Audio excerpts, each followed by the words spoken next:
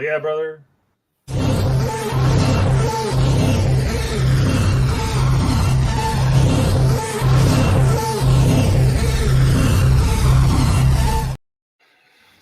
And we're live. We are live, ladies and gentlemen, the Lonely Marks Wrestling Podcast coming to you live. I am joined by my fellow Marks, but also we got a special guest with us today because we are in the latter half of the show. We will be ranking 2010s wrestlers. So I'll introduce our guest first. Chris Cass is joining us. Chris, how's it going? It's going great, Jacob. I'm here. I'm back from vacation. You haven't seen me on things in a while, but I'm here because Jordan lied to me. He didn't tell me there was two halves to this, but I'm here. Well, it's more like it's more first of an third omission. and 2/3. Yeah, it's more of an omission. You never asked if those other things. I said the part you were involved in. I told you about that, so your fault. I mean, if you just want to sit in the green room for 30 minutes, you can do that. I'll just take you off screen. Is there snacks? I don't know. Do you have snacks? What do you got behind you there? There's no snacks, and I'll stay here. Okay. And as usual, like I said, I am joined by the rest of my fellow Marks. First, JPO, how's it going? Hey, everybody. Getting another great week in wrestling. NXT's on the CW now. Raw's about to be a little bit shorter here. We got a pay-per-view this week, a pay-per-view next week. Good times. Yes, he's here and he's safe. That's the most important thing. Pez, how's it going? No, it's been a wild week that I'll tell you guys more about off air. But the long and short of it, I live in Western North Carolina, right south of Asheville. I am okay, but there is a lot of devastation around me. I work at a grocery store that is now 3 times busier than it's ever been because there are 2 other grocery stores that got flooded. And we're the only one that takes credit cards. So that's a big deal. And we have stuff. So, it's been a wild week. We got power back yesterday. We got internet back yesterday. So I am here and I'm all right. But a lot of people are not. So please, if there's anything you can do, I know this is a wrestling show. Anything you can do to support any of the people around here, any GoFundMes out there, or, just general donations or whatever, throw it out there. I'm doing my part to help out by just putting in extra hours at the store and trying to give people what they need. And speaking of giving people what they need, Richie's here. I always give people what they need. I just fulfill that need. Anyway, hey everybody, hey. All right, yeah. So on the docket for today, we will be diving into just a small piece of news. But we will be giving our predictions for Bad Blood as well as we've ranked 80s, 90s, and 2000s. Now it's time to get to the 2010s. So we'll be ranking, in our opinion, the 12 best wrestlers of the 2010s. But before we get into that, that's the reason Cass is here. I'm sorry, I'm tired. But before that, AEW announced that they finally struck a deal. I believe 5 years with Warner Brothers. Also some streaming on Max. I believe pay-per-views will be on there at a discounted price, not quite $50 anymore. I'm not sure what they are in. It's weird because if you already subscribe to Max, which is however many dollars, we still don't know the discounted price. So it might still be just like paying for a pay-per-view every month, almost. It seems a little redundant. I don't know. I guess they're saying what you're getting is the TV show. The discount's a bonus. I guess. And it's not happening until is it 2025? They've been very vague. The TV shows sound like January. The pay-per-views, they've just said coming at some point. So it won't be January. I hope it's at least a deep discount. I hope we're talking at least half, if not more. But I'm also afraid they're gonna be like $45. You get $5 off. Yeah. So I believe is it Dynamite and Rampage that are going? Dynamite and Rampage, as far as I know. We don't know about that Shockwave show that they're talking about for Fox because that might be a whole nother thing. Right, but for those like Pez who doesn't have cable, he can now, if he has the time, check out the. And I'm sure other people do have cable. Yeah, I don't know about Collision. I thought it was Dynamite Collision because I was reading stuff that Rampage might be cancelled and they're doing away with Rampage. But Okay, so yeah, I mean, I get maybe I understood it as Dynamite and Dynamite and Collision would both be streamed same time simultaneously on cable and Max is what I was kind of understood it as. Whatever. Yeah, whichever one of Collision and Rampage is sticking around. Yeah, sorry. Dynamite and Collision. Dynamite and Collision is the reported shows. Yeah, because that's what always made sense. We've heard that Rampage might be on the outs, so that makes sense that they're obviously prioritizing Dynamite and Collision. Yeah, and now people like me got to decide what I'm going to do because I just lost NXT because that's on CW now. So because I have Sling, and now if I'm going to have to do Netflix and HBO. I'd only be paying for Raw on Sling. I don't know, so I gotta figure out what I'm doing now. Yeah, I mean, aren't you 100% on Dynamite and? Oh no, I mean, an HBO Max is fine. I actually don't have a subscription right now because it lapsed, and I was like, I'll get it when I feel like I need something on HBO Max. Now I will, so now I have no problem resubscribing to continue my honey. Cass, you watch wrestling, right? No. Okay. That's the weird thing. He's never seen an episode ever, and he's just really good. It's weird. What's the third match of Backlash '99? Probably Al Stowe, Bob Holly hardcore title. And he's never seen an episode. I'm going to shoot you right. I need to look that up now. I want to see how close I am. The one where they went into the river and then he pinned him in the chain link fence? The gate thing. Oh, okay. No. Fuck. That was the second match. The third match was you don't know anything. But all right. That you were close. The stream. I'm the worst shitty player. The fact that I probably would have picked two people that weren't even on the show. Yeah, he would have been like Ric Flair and Carlito. Yeah, I had the match correct, and I was off by one match in the card. Fuck. Jeez. Yeah, you got the classic that was, I'm sure, Godfather and Goldust. 5 minutes. But you know, I'm kind of excited because discounted pay-per-views, and yeah, maybe this means I could get rid of cable because I keep cable for like sports and whatnot, but if everything's gonna go to streaming, I'll save myself some money. I keep cable because it's $5 more than my internet, so I'm like, why not? Right? Yeah. That's basically I got the the bundle and it's working out so far, but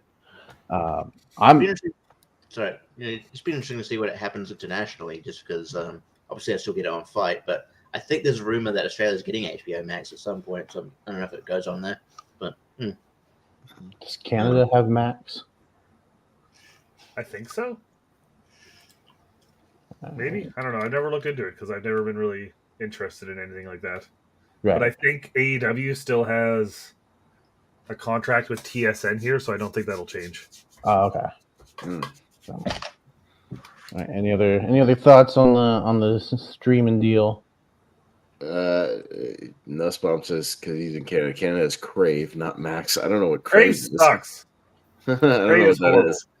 I thought Crave was a cereal. No, that's with a K. Oh, well, that makes more sense. I guess you're the equivalent of so America's got Max, you've got Crave. I guess our equivalent, which is the WWE and you can watch WWE and AEW on there. It's called Binge. It's Australia's equivalent. Binge. That's an appropriate name for a streaming service, though. Yeah. No, my only thing was it'd be interesting to see that because they haven't released other details as far as are they going to put the library of older shows, older pay-per-views, Ring of Honor, anything like that on Max eventually? Are they going to get that ready? I've heard nothing about Ring of Honor. I've heard zero about Ring of Honor. It does sound like in January that we are getting at least most of the archives, and not all the archives. Yeah. I mean, it might take them a while to get the TV archives, but I imagine at least putting the pay-per-view archives. I think that's pretty much said day one, on January, you'll set. I don't know about day one, but in January you should see pretty much a lot of the archives, at least pay-per-view. Yeah, that'd be cool. That would be cool. Because I didn't see a lot of those early pay-per-views from the first couple of years. That'd be pretty awesome to go back and watch those actually. Yeah, I should because I feel like I missed one or two, so I did I could be 100 altogether. Okay. He's not on the TV shows. He didn't say the pay-per-views. I feel like there was one I skipped just because I was out doing a show, and then by the time I got to it, I was like, I saw the results, fuck it, kind of thing, Yeah. Well, that was Sorry. that was the big piece of news. Does anyone have anything else to throw out real quick? The one thing I was going to mention, I don't know much details, but apparently Sammy Guevara got injured pretty badly at a Ring of Honor taping, and he got stretchered out. So, not sure. Hopefully, he's all right. But yeah, I do feel like that guy might need to change up his style a bit because it seems to happen a bit. But yeah, hopefully he's all good. But yeah, I don't know much details about it. But yeah, it's up to him. Hopefully, it's something not too big. Yeah, he just returned after being away for a while. Yeah, because they stopped the match immediately. That's not great.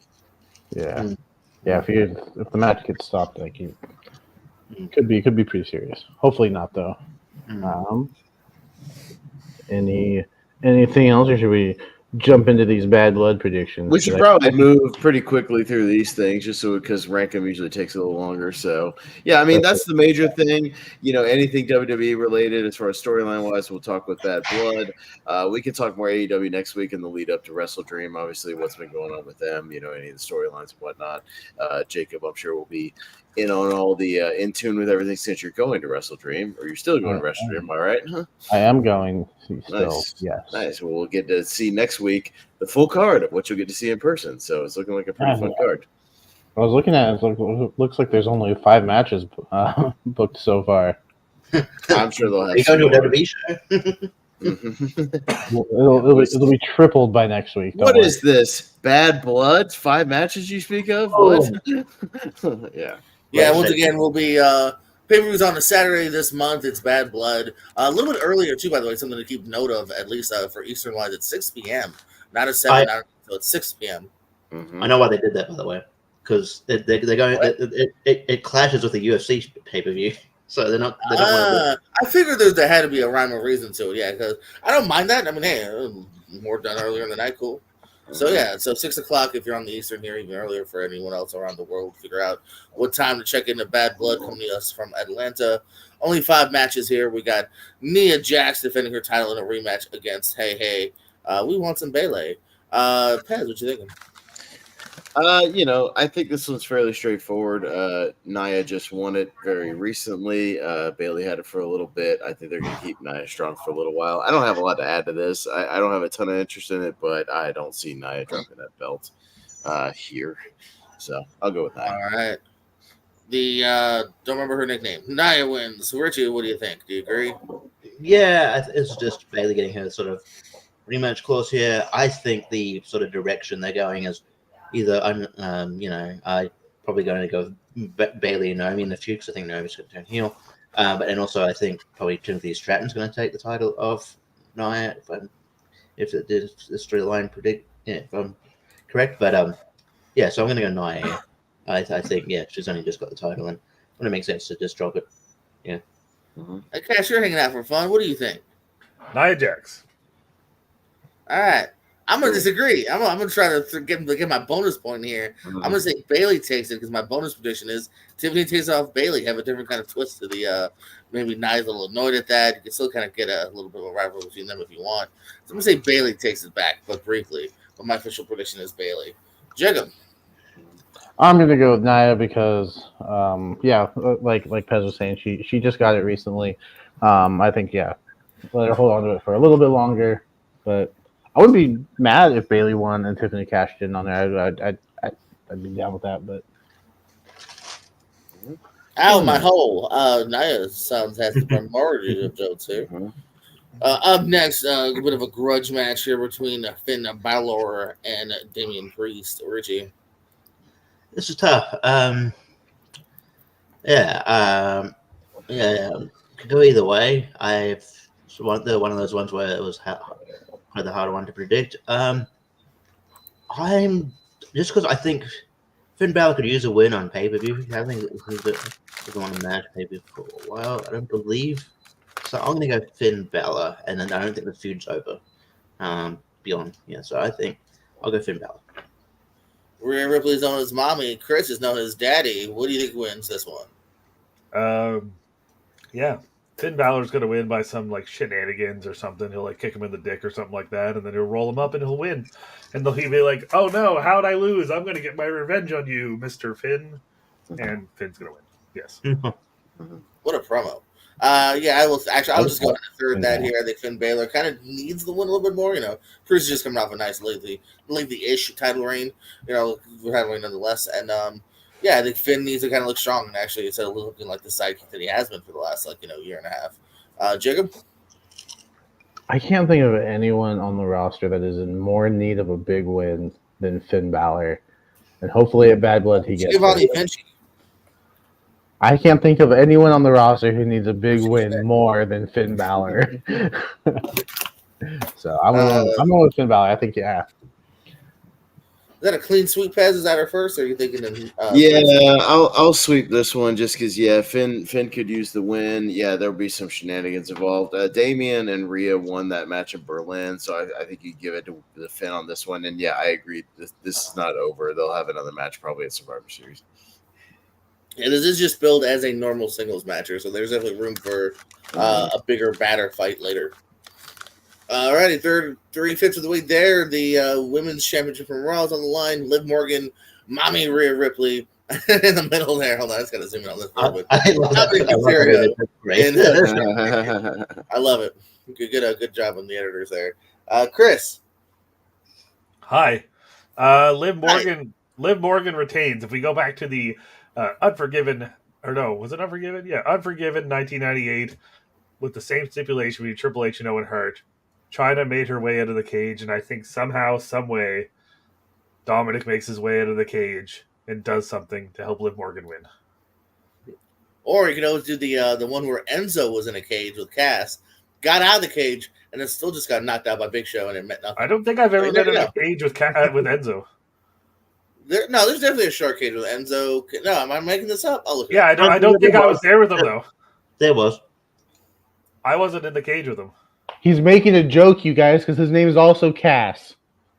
Oh. God. Thank you, Jacob. That's why you're the comedian of the group right now, because you're hitting them open mics, you're picking up them jokes. It's going over my head. But I will agree nonetheless. Liv Morgan will retain the title. I think that's just the juicier story for me. Barber? Yeah, I think this is the hardest one to call because I think Rhea could win. I think all Dominic. It looks like all he has to do is just turn sideways, and he can just get out. But yeah, I mean, anytime someone's in the shark cage, they still get involved, and I don't see that being any different here. So I'll give it to Liv. All right, Ped, what you thinking? Yeah, I'll go with the Liv as well, only because Dom will do something. Usually with some of these Shark Tank things, they throw some kind of gimmick down to them, find a way to make some kind of distraction, do something, but Rhea will get her revenge most likely, later at Survivor Series. All right, Richie, you gonna clean sweep another one? Yeah, I'm getting home boring, but yeah, because the shark cage is in theory supposed to prevent the person from interfering, but they do nothing but interfere. So yeah, while it's a fun gimmick seeing someone up there, especially if they're very high, they always tend to get involved. So and like we said last week, we predicted that this was going to be the stipulation. I just want if I had links to WWE, I would ask for credit. Just like we predicted this. Okay, you saw that you watched our podcast. Someone in WWE watched this podcast. I believe it. And yeah. Damn it, Paul, give us the residual checks. Yeah, and also, so the fact that both of us didn't get the Cass references is shameful. It's just a shame. I'm sorry, Cass. Yes. It was a bit joke. I'm sorry. I'm fine. I can live with myself. Liv Morgan retains likely. We got a tag team match here. Again, everything is billed as just a normal match inside of the Hell in a Cell. Cody Rhodes and Roman Reigns taking out Jacob Fatu and Solo Sikoa.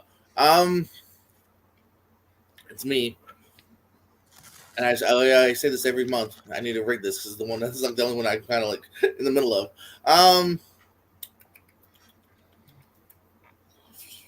Yeah, I think the Bloodline needs it. The Bloodline needs it here. Solo's already lost a singles match here. There could be enough friction between Cody and Roman. I definitely see it's possible that Cody and Roman will just walk out strong. But they're probably going to continue the fight, hopefully, to Survivor Series, is my guess. So Bloodline kind of needs it. So Bloodline taking it. Jacob. Yeah, I'm gonna go with the Bloodline as well. Kind of like I think they could use the victory more. I think if the team of Roman and Cody loses, it's okay. I mean, one's the champion and one's kind of the biggest star in the company. So give it to the guys who need it. And bonus prediction: I think Jacob Fatu pins Cody. Now that that's a big possibility. Chris, did I tell you when I said wrestlers, I meant male wrestlers? Do you have male wrestlers? I have one woman. All right, we'll take her off. Do a male wrestler. I forgot to tell you that. What the Pez, what you thinking? I'm gonna go with my logic. Looking at my paper here, we have Nia going over, Finn going over, Liv going over. That's 3 heels. You need some baby faces going over on the show, and I think with Cody and Roman, you got the 2 biggest baby faces on SmackDown. I think Roman gets a big win in his first appearance in the ring, as far as in an official match on his way back. You give him at least a win. But you have Cody pin Solo, which he's already done, so it doesn't really matter. You don't pin Jacob. You can keep him strong going into War Games, and then you can have some stuff afterwards, possibly with a certain final boss, maybe making a special appearance. We'll see what happens. So I just think you need a babyface win here at some point on the show, maybe even at another point of the show. So I'm actually going to go Cody and Roman here. I'll split it. Yeah, got some disagreements up in here, Richie. Yeah, I mean, if I was WWE management, I don't know if I'd be too happy. Like Cody was on Pat McAfee's show, and he got a bit too chatty. It was just like, yeah, we might see a bit of special appearance from a final boss, or maybe hinted to maybe Brock Lesnar. So kind of intimates that he'd be standing in the ring victorious, and that they might come out. One of them might come out. But even before that kind of interview, I was sort of leaning towards them anyway, because it was the heel babyface dynamic as well. So, but yeah, I don't, as long as they don't pin Jacob Fatu, I'm happy, because I think there's money to be made with Cody and Jacob Fatu down the line. And I still think they're obviously going to do Cody and Roman at some point too. So maybe they have disagreements or something. So yeah, I will go with Pez here and go Cody and Roman. Oh, we're split. All right. I'll do a big Colin Casterson vote. So, okay. I don't know if you guys allow this, but I do have opinions on this match, and I don't think there will be a winner. I think it's going to go to a no contest. I think there's going to be a bunch of shenanigans, because none of these guys should be getting pinned. There's going to be a bunch of shenanigans, and no one's going to win. That's my legit prediction. I don't think anyone wins this match. I think it's no contest. Okay, that's fair. You definitely see a shim shmam shmam. We have made predictions where we said win via shenanigans. No contest, count out. We've predicted. Yeah, it's gonna be something where there's no winner. Double DQ, no contest, whatever. Yeah. All that traction. That's why I think we are truly split here with this match. And last but certainly not least, we got the Hell in a Cell match. Hope this ends it, because Hell in a Cell should end it. No, it's actually I read it's opening the pay-per-view. I'm not joking. Yeah, I know. I've read that the Bloodline might end it, so yeah. It seems a bit weird. Although if The Rock does show up, that's what I mean. If The Rock shows up, that's how you end the pay-per-view. I get not like the middle of the pay-per-view. So I guess it makes sense. But you're breaking tradition with the Bad Blood Hell in a Cell main event. You're kind of breaking tradition. Which is fine. I'm not. I mean, again, you got to go by the smart booking. That's a smart booking. I think that's a sign. If this truly does open up, that's a sign that main event's going to have something special. I feel anyway. Mm-hmm. Jacob, the Punk, McIntyre. Does McIntyre punt Larry off the top of the cell? Go. Oh my God. No, he does not. I'm gonna go with CM Punk. I think McIntyre can still come out of this feud looking pretty strong, and Punk can kind of move on and be that next challenger for Gunther. So I'm gonna go with Punk. All right, and I hope he comes out to his Ring of Honor song in white shorts. Pez, what you got? I'm also going to go with Punk. And again, my only logic is looking at the 5-card thing. Again, you could have Punk go over here, big crowd reaction for that, have a couple of heels win in the middle, and then, the stuff at the end. So, but something hot to open the show. And and I'm kind of with Jacob's logic. Yeah, Punk go over, make him a nice, strong challenger to face Gunther. I think I'm actually looking forward to if he goes on to face Gunther. Their war on the microphone, given Gunther's promo skills lately, could be a lot of fun. They're back and forth. So I think that could be great. So yeah, I see Punk going over here. And Drew can, continue to face other people here and there, and he'll be okay. So I'll say CM Punk. Richie, does AJ Lee come out, betray CM Punk because secretly she was a cat person all along? No, but I will say that this might be I like how I said that, like you're being serious. But like I will say that I mean I might have like a bold prediction along that me involving like a interference. But hear me out. I don't. I'm just going to swing for the fences here. I think Drew wins because someone gets involved, and that is Ethan Page for costing him the match at NXT. It's a way to bring Ethan Page to the main roster in a big feud, and then then that's where you go. I mean, obviously the big thing is the Gunther thing. That would more likely happen, but I could also see the Ethan Page thing. So just to be different, I'm going to go Drew McIntyre. Do I like what you pitched? Yes. Do I think there's any chance of that? Not much. I don't know either. I'm just thinking it's a small chance, but why not? I'm just going to go. I'm just throwing it out there. I like it. I'm not saying I do like it personally. Cass? Here's what happens. Drew McIntyre wins very quickly, and then the match gets restarted as a kettle in a cell. Okay? No, CM Punk wins. There will be blood, and they're both going to wear white. It's going to be bloody as fuck, and then they're going to change the mat.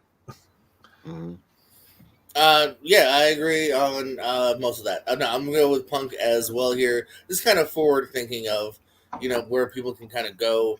They said Punk Luther would be kind of fun, or, there's a couple different ways that they could go about it here. I think Punk kind of, in a slightly weird way, kind of needs it a little bit more. Bonus points, CM Punk will do a Pepsi plunge in the match. From the top of the cage. Off the top of the stove. 5 matches here, 2 on 2, 3, 4 to 5. That's what you get at Bad Blood this Saturday. Well, we all have at least one different prediction, so we shouldn't have a tie because JPO has almost the same as Jacob, except for the Bailey thing. And then me and Richie are almost the same, except for the Punk and Drew flip-flop, and that's it. So, I mean, we all have, and then we're split on Cody and Roman and the Bloodline. You wait until everyone ties and it goes to that main event. The match ends in a no contest. No contest. We have to bring you back on, and you have to sit through news, and then and then we can do whatever you want to do. That's right. All right. All right, let's do it. All right, man. You want to flip flop this and let me get Rankum going here, Jacob, and we'll get this thing going. Yeah. What do you say? All right, let's get some Rankum going. We got kind of a. What's that? All right, Chris, we're here already. See, not too bad. Not too bad. But yeah, how it's going to work is let's switch over to rank them here. And we've been going with our decade series. As we said at the beginning, we've been ranking the top 12 male singles wrestlers of the different decades. We did the 80s and before. We did 90s. We did 2000s. And we are now on to the 2010s, who you think are the best wrestlers, the most influential wrestlers, just kind of the stars of that decade. You're only considering any of their achievements and accomplishments from the years 2010 to 2019. So nothing before, nothing after, much like we did for the 2000s. And that's how it works. So we'll go around the horn. Everybody will get a chance to make your pick, pitch it, a minute or so, and then everybody will go around and give it a yay or a nay. And obviously majority rules. So 3 votes gets it on the list. And once we get to 12, that's it. And then we'll individually rank the 12. So that's kind of how it works. I will go last since I'm kind of running the proceedings here, and we'll just start to my right on the screen. So we'll just start with JPO. JPO, you want to throw out your first nomination for the decade of the 2010s? Cass, do I want to throw out my first nomination? The answer is yes. Yes. Yes. Daniel Bryan, Danielson, however you want to put it here. I would like to nominate him. I believe we're starting off the decade with him. Started the Nexus stuff, ending it there here. Then we know the transition that he would get on that second run with the WWE. Leading to the U.S. title, leading to finally people being upset that he lost the World Heavyweight title in 18 seconds. That maybe being the best thing here, because then we've got the Yes movement here, which is truly, I think, a special moment in pro wrestling here. A real upstart of just the fans going, that's our guy. We love him. Him being able to get to the mountaintop here. The unfortunate retirement, but then he ends able to come back out of that. So I think Daniel Bryan deserves to be on the list. All right, Chris Cass, Daniel Bryan is on the table. Do you give it a yes, or a no? No. What do you say? I just give it a normal yes. Okay. A we, if you will. All right, Richie, what do you say about Daniel Bryan? I'll give him a pass. I think he is definitely high up on my list. I think, definitely. He's a guy that they tried to push down, and the fans were like, no, he's our guy. You're going to push him whether you like it or not. And he rose above it, and it's a great story. So and he's awesome. So absolutely. Yes. Jacob, is it a yes or a hell no? No, it's absolutely a yes. And it's not my Washington bias just because he's from here. I truly do think he's one of the best to ever do it in the ring. That storyline leading up to WrestleMania 30 is absolutely fantastic. Probably my favorite road to WrestleMania. That might be a little biased. That just the image of him holding up both titles with the confetti falling, and it's just awesome. Everything outside of that as well, I think he's tremendous in the ring, decent on the mic. So he would have been my first nomination if JPO didn't bring him up. So yes. Yeah, I'll make it a clean sweep. Yeah, he really came into his own at WWE in the 2010s. I mean, the Yes movement alone. How many indie shows have you gone to where people still do that? People are still doing it to this day in AEW. I mean, it literally became its own thing. Even the Hell No stuff was a lot of fun. The Money in the Bank, with him chasing that, even winning the Intercontinental title WrestleMania after, he WrestleMania 30. So, good stuff all around in the decade of Daniel Bryan. So I'll give it a yes. All right. So he does make the list first. That'll be our first of 12. Chris Cass, our special guest here, what would be your nomination for the 2010s? So I got my list of 12. Do I give you my first one first? Is that what this deal is? You can give whatever, and whichever one you want to throw out there. Well, I hereby most likely your top, but I would throw in one that you're passionate about in your 12. Yes. Okay, so my number one was someone who held three major world titles in three companies, and that's AJ Styles. He started the decade in TNA, won the TNA world title, still had a decent run there, went to New Japan, won that world title, got himself as one of the greatest wrestlers in the world, solidifying it, went to WWE, won the WWE title pretty much within the first year he was there, and still carried the year out with numerous reigns, title matches at WrestleMania, great matches constantly, and that's why I think AJ Styles deserves to be on this list. All right, Richie, do you say yes or no to the phenomenal one? You mean that guy that tagged with Air Paris, right? That guy. We're not talking about that decade though, Richie. No, definitely, yes, absolutely. I think he's he was high on my list. Yeah, a guy that you'd think he's a TNA lifer, then he left, and then killed it in New Japan, and then he was one of those the biggest what else if he came to WWE, he finally did. Got that huge pop. They infamously didn't. On the screen, that's quite right. And then just killed it from there. And he's still I think he's coming back on. I always look forward to watching wrestle. Is he hard to hear all of a sudden? Yeah, you're a little underwater, Richie. Oh, okay. Okay, you're better now. But whatever you were, get close to your microphone. Yeah, you're leaning too far back. I'm leaning too far back. I think that's the issue. Yeah. So yeah, well, basically, yeah. AJ is one of the best of all time, and yeah, I'm looking forward to he's coming back next week, which is cool. So I'm looking forward to see where he goes. But yeah, so yeah, he's definitely killed it in 2010. So yes. All right, Mr. Barber, what do you say about AJ? Yeah, Cass, you sold me, but I didn't need to be sold because he was absolutely on my list as well. Everything that you said, yeah, killed it in 3 companies. Made it to WWE. Great debut at the Rumble. Like you said, won the WWE title within like 8 months or something like that. Had fantastic feuds with John Cena. The Dean Ambrose feud I think was really good. Had a lot of great matches. So yeah, I think AJ Styles deserves to be on the list.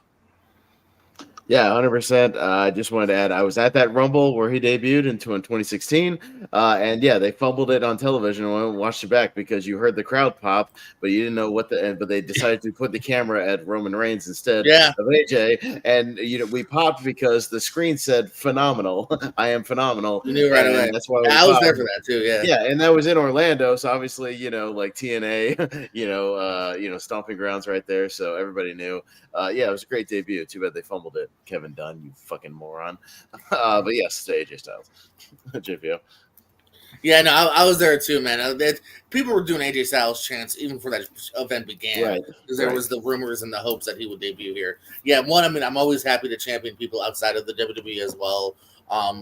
Doing great stuff in TNA, New Japan, even returning to Ring of Honor to main event a couple of their shows here. And then, there's always that fear that he's going to end up like an EC3 or even to a lesser degree like a Bobby Roode, where it's like, let's see how WWE treats him. He was able to have main events. He was able to win titles. That was even a really good run. So hell yeah to the final one. All right. Well, AJ Styles takes that second spot on the list with another clean sweep. Richie, what do you go for your next nomination? Yeah, probably I'm gonna go with a guy that didn't wrestle much in the decade, but he makes made a huge impact. He's obviously pretty influential, and we've already talked about him before on the stream. CM Punk. I think this is where CM Punk is finally sort of coming into his own. This is where the infamous pipe bomb.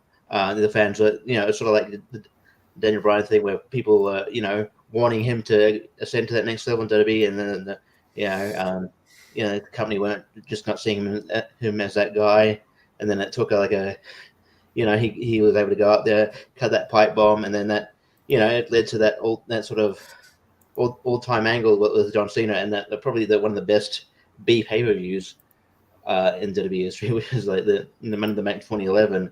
Which is great, and then that great storyline, and then he comes back with cult personality, and he just like sort of, he like sort of ups his level. Well, he's perceived, he solidifies himself as like a huge star. I mean, it sucks how it ended, but while we had it, it was he had ascended to sort of. Where he sort of wanted to be, more or less. There's obviously a couple of things he wanted to achieve, but the pipe bomb thing still gets talked about. The reign he had still gets talked about. So yeah, I think this was complete without even a mention of CM Punk. So I'll go CM Punk. All right, well, Mr. Barber, we just talked about him in our predictions. What do you say about CM Punk? Yeah, this one's interesting because, like you said, he was only around for about not even half the decade, just 4 years. Almost, yeah. But he did some really good stuff in those 4 years. His title reign. That match with Cena, he had some good feuds. And he had the new Nexus as well. Whatever. It was kind of entertaining still. Dang.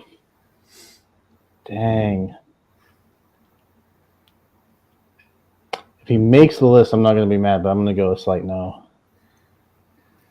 He's on my list. I'm going to say yes because I think what he did, even in those 4 years or so, was some of the best stuff in WWE around that time of the early 2010s. I think between the Straight Edge Society, the pipe bomb stuff, the stuff with the contract where he was threatening to leave if he won the title, the back and forth with Triple H, McMahon, whoever it was. I think he did some of those interesting stuff and had the most interesting feuds. He was definitely the best guy on the microphone at that time. And yeah, I voted for guys. In the 2000s that only had a couple of years or so here and there, but I think if they were influential enough and they made enough of an impact, I can give it a yes. So I'm going to give CM Punk a yes. JPO.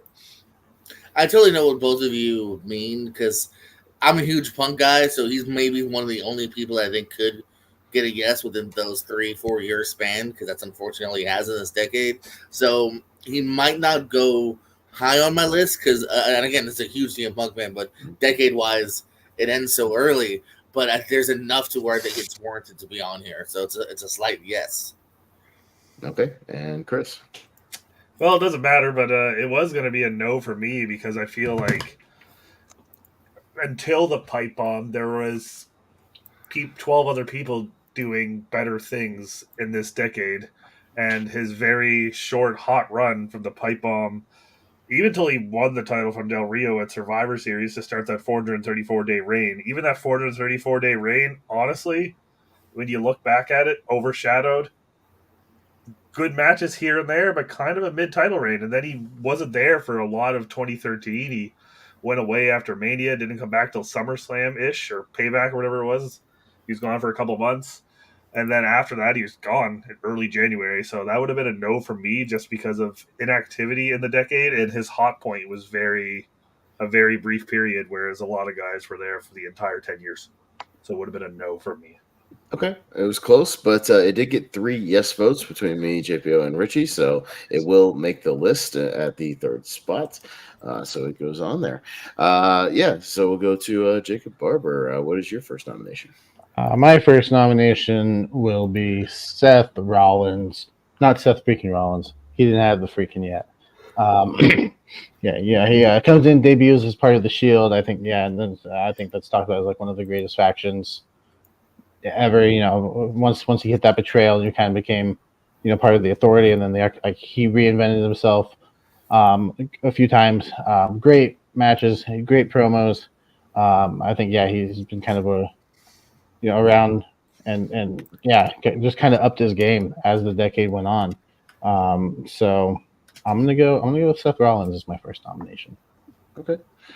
I'm not gonna have a whole lot to add. I wasn't as active, but I do know, Seth Rollins did come in and made an impact, especially kind of in the later 2010s, and was one of the bigger, kind of stars of the later half of the decade, and was still doing great stuff, obviously with Shield, in the front half, and was one of the big breakout stars of the 2010s, and obviously still going to this day. So I'll give it a pretty strong yes for Seth Rollins. JPO. This is a huge yes for me. This is my next, Jacob. We're trading off of nominations. This would have been my next one because on top of everything you guys said here, 4-time with some sort of world title, 2-time IC, US, 5-time tag. Don't forget, first ever NXT champion. Before that, he's an FCW tag champion, and he starts a decade off as the Ring of Honor world champion. Like, this dude fucking killed it. This dude was in top of Ring of Honor, good FCW run, first NXT champ, and then literally stood out.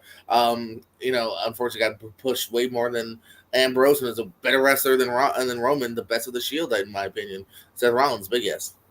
All right, big yes from JPO. Chris, what do you say about Seth Rollins? It would have been a yes, but he ended that decade with that horrible Hell in a Cell. No, I'm just kidding. It's a yes. It's a yes. That's enough for you to say no. All right, Richie, what do you say about Seth Rollins? He hit it with a little mallet. Anyway, but definitely. He was on my list. Just for all the reasons you guys said. And I didn't see much of him. Like, I didn't have much access to Ring of Honor back in the day, so I didn't see much of Tyler Black. But like, this was probably when he first sort of came out to me on promos, because like before, when he was with Shield in the first carnation, I feel like Moxley was a promo guy, or Dean Ambrose, whatever you know, it was promo guy, and yeah, and then but Seth's bit on the mic. Yeah, he's just like he's really good. So yeah, no, he crushed it. So yes, yes from me. All right, so Seth Rollins does make the list, Jacob. There you go. That is our fourth one on the list. Yeah, for my first one, I'm going to go international outside of WWE with mine and go with the guy who emerged and pretty much became the face and the main eventer in New Japan Pro Wrestling. I'm going to go with Kazuchika Okada. As my nomination, the guy who literally had multi IWGP Heavyweight Championship reigns, the longest championship reign. I think it's like nearly 500 days as champion.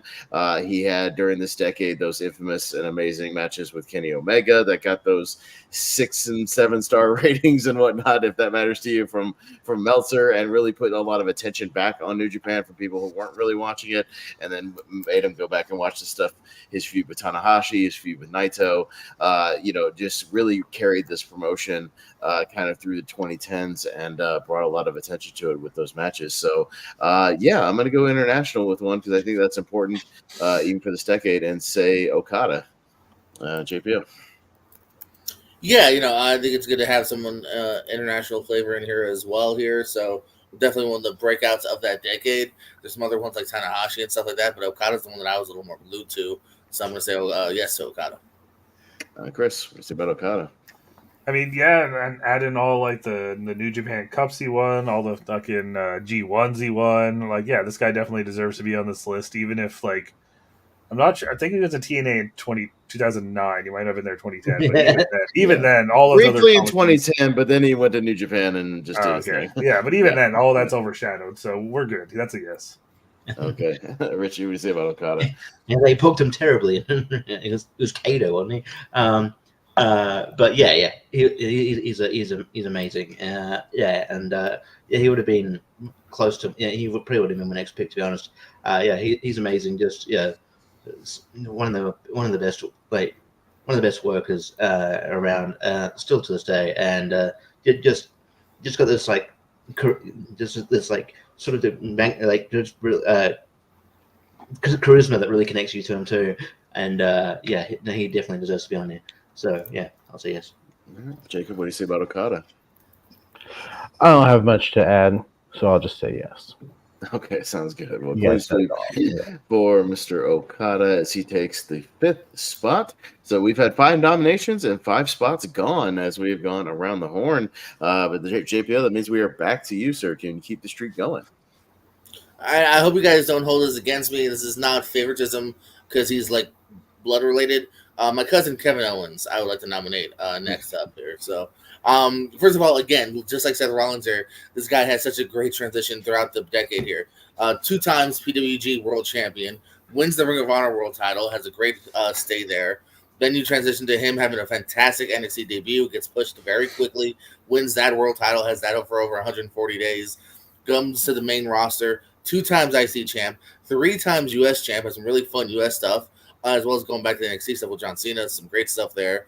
Becomes the 2nd ever Universal Champion. That's also a 100+ day reign. That's some really fun stuff as well. The Chris Jericho stuff was fantastic as them, his besties. Like, this dude, did everything that and broke a lot of expectations here. People just, even like me, was like, oh, he's great, but he's unfortunately a bearded, chubby guy in a t-shirt. They're never going to push him. But his wrestling skills, his everything got him to that point. So I think Kevin Owens deserves to be here. Or Kevin Steen. Yeah. Chris, what do you say about JPO's cousin, Kevin Owens? I do say that his run in ROH when he won the title, betrayed his best friend, showed he wasn't a tag team guy. He could run himself as a singles guy. He won the PWG title. He carried feuds across that. They had the Mount Rushmore going there with couple guys. Unfortunately, I was there when he lost the ROH World Title. You could watch that match back. You can see me in the crowd. Oh, your fault. They do pan to me in the crowd because I had a Canada flag with me. I know how to make TV. Yeah, but even then, in his debut on the main roster, he pinned John Cena, and still had a great year after that. Won a lot of titles, did a lot of cool things, and still's going to this day. And yeah, that is a yes for me. All right. Yeah, 2 yeses so far. Richie, what do you say about Kevin Owens? He was on my list. Yeah, definitely. It's probably he's the first guy I think too to be called up while still champion in NXT. Yeah, no, it was an unprecedented thing. Yeah. Yeah, and so and he quickly made a impact, and then like it was still around the time where like pinning John Cena clean is very, very you don't see that very often. It's very rare, and so when he did, I'm like, holy shit. So and he had a great run here. I would definitely say yes. And I still think he's like, one of my favorites to watch to this day. So yeah. All right, Jacob, what do you say about Kevin Owens? Yeah, well, I don't know much about his run before he got to WWE. I've heard and seen things, and I mean, he was a big name, and then he got to WWE, NXT. Not there very long. Didn't need to be though. I mean, he knows what he's doing, and they saw something in him that his first match on the main roster, he's pinning John Cena. I think who's the last person to do that in their first match? Was it? Do you have to go all the way back to Carlito? For that, I can't think of anyone between them. So I mean I think that says what they saw in him. Good on the mic, good in the ring. I think he deserves to be on the list. And I'll clean sweep it. I mean, I was a fan of his, when he was Mr. Wrestling between, PWG, CZW, IWS, IWA Mid-South, like all that indie stuff in the 2000s he did. Collecting a bunch of DVDs. Yeah, he was all over him. I was a fan. It was good to see him finally break out in the 2010s and actually be pushed as a star. Despite him looking a little more unconventional, kind of t-shirt, a little chunky here and there, but a hell of a wrestler, really fun on the microphone, a lot of charisma, and still killing it. So I'll give a yes to Kevin Owens. So there we go. Kevin Owens does make the spot at number 6. And Chris, what is your next nomination? Okay.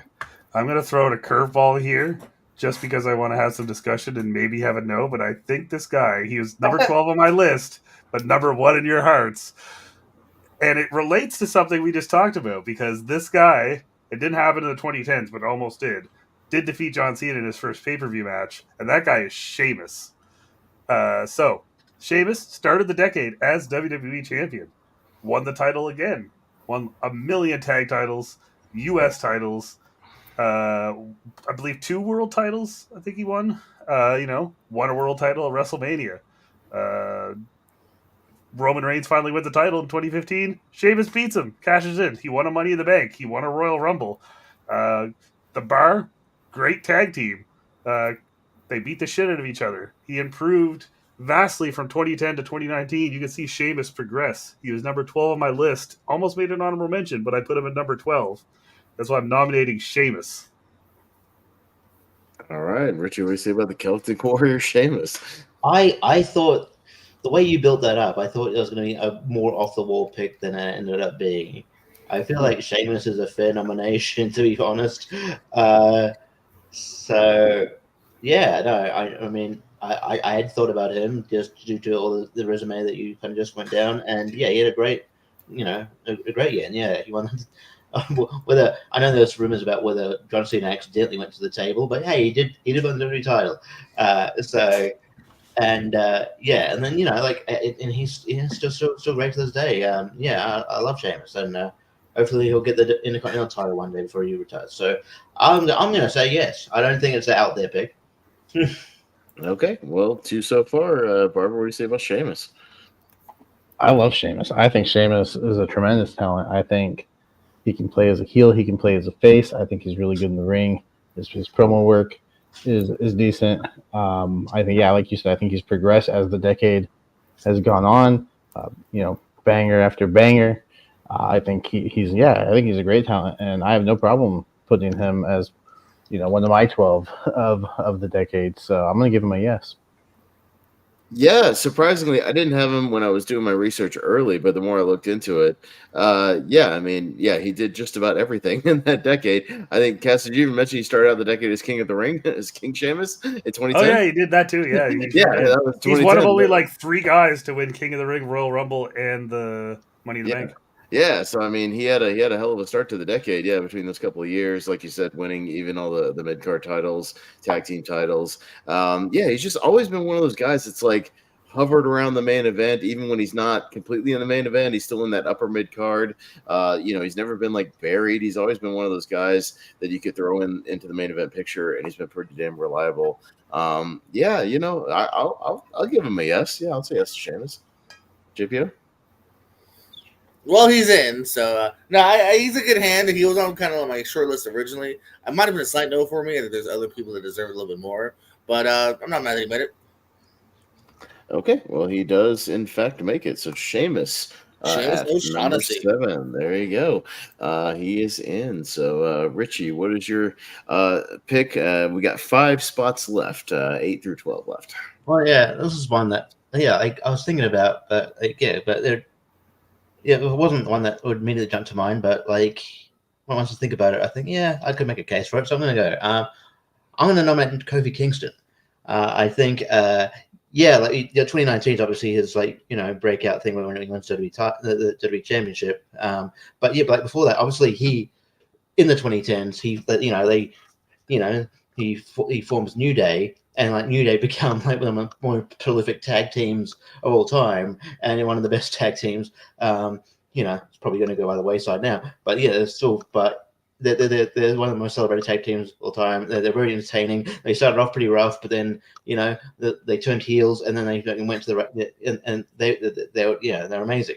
They're really entertaining, and Kofi's a big part of that. He was able to show more of his personality through New Day, and then beyond that, he was like a great hand in there. Won Intercontinentals and US titles throughout there, and constantly a guy who have great matches, and they obviously, like I alluded to, finally, he wasn't even supposed to have that moment. I think it was just by circumstance. So I think it was Mustafa Ali or someone got injured, and then he was put in that spot, and then he ran that gauntlet, and then the crowd really got behind him. And then it just started, and then it sort of organically came together, and he beats he beats Daniel Bryan in a really well built up storyline. So it's a really cool moment, and then he has we could say what we want about how it ended, but like the title reign wasn't bad. I liked it. It was cool seeing Kofi on top here. It can go either way, but I'm going to pump for Kofi Kingston. Okay, Mr. Barber, what do you say about Kofi? I really like Kofi. I think he's a good in-ring worker. And as New Day went on, I think I really wasn't into his promos, but I'm going to give it a slight no. I don't think outside of Kofi Mania, there's nothing really that's like sticking out to me. He's got great matches, but for me, it's just I like him, but it's going to be a no. I like Kofi. If we say tag teams, if we go back and do tag teams, I'd say yes for the 2010s because they were just constantly, tag team champions for the most part. But no, and it's hard to say yes when he literally at the end of 2019 looks like a fucking geek. He loses to Brock Lesnar in 10 seconds, and is made to look like a geek on multiple occasions. I get that the Kofi Mania thing is all right. But I feel like the thing he's most known for in the 2010s is doing wacky Royal Rumble spots. Even those got progressively more and more stupid. So doing them. So I feel like when that's the thing you're most known for, I'm gonna say no. JPO. Yeah, unfortunately, I'm with you guys here. I mean, much love and respect. Really entertaining guy here. We do tag teams. I think New Day's a shoo-in for 12 of the decade, but outside of that one fantastic run, brought some tears to people's eyes, but at the same time, everything else is kind of mid-card, fun stuff. And there's others that just, I think, impacted the decade a little bit more here. And unfortunately, not Kofi's fault, but it went perfect ending to his title reign, too, doesn't help. All right, and Chris, what do you say about Kofi?